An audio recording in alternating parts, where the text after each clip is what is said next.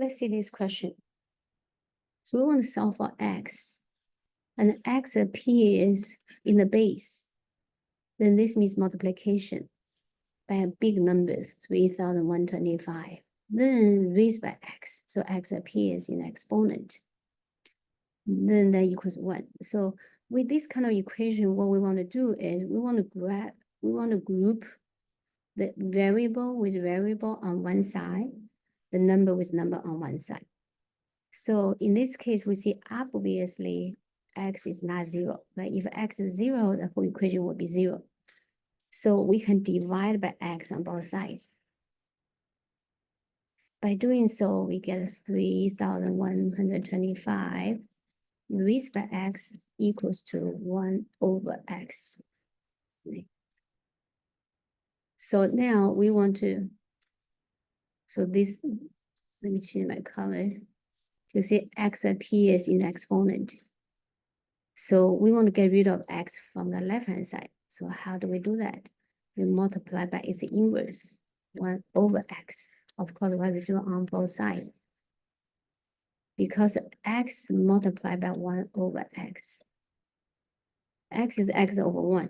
Right? By doing so, we have x times 1 in the numerator, 1 times x in the denominator, and something divides itself equals 1.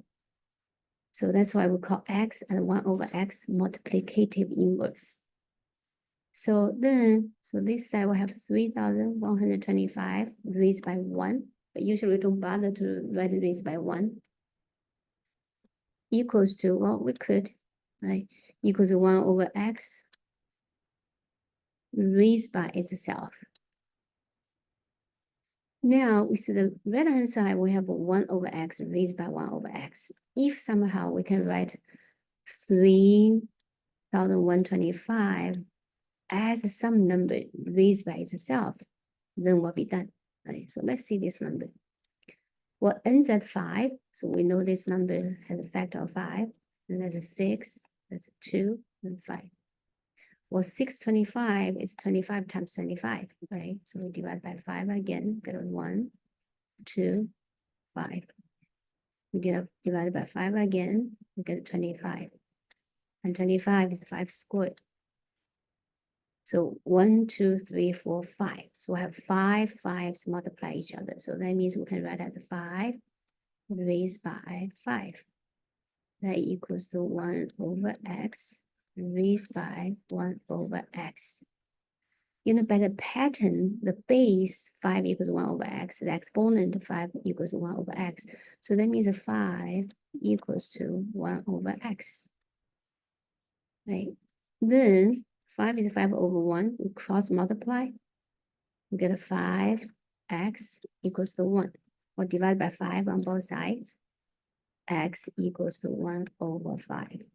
So that's it. That's the answer for this.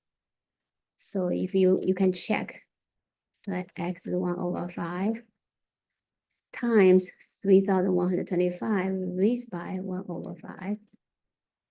And we know 3,125 is 5 raised by 5.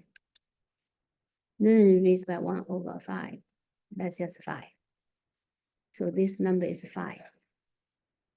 The 5 times 1 over 5, of course, that's 1. Okay, that's this one.